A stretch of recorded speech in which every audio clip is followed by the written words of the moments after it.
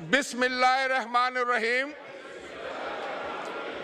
मैं राजा परवेज अशरफ सदके दिल से हल्फ उठाता हूँ कि मैं खुलूस नीयत से पाकिस्तान का हामी और वफादार रहूँगा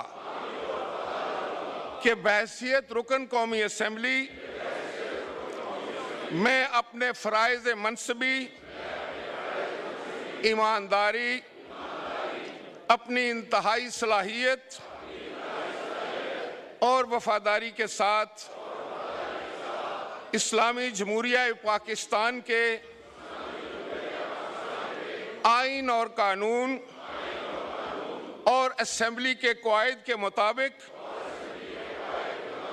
और हमेशा पाकिस्तान की खुद मुख्तारी, सालमियत, इस्तेहकाम, बहबूदी और खुशहाली की खातिर अंजाम दूंगा कि मैं इस्लामी नज़रिया को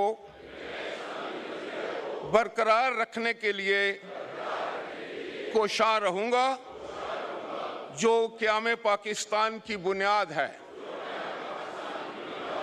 और ये कि मैं इस्लामी जमहूरिया पाकिस्तान के आइन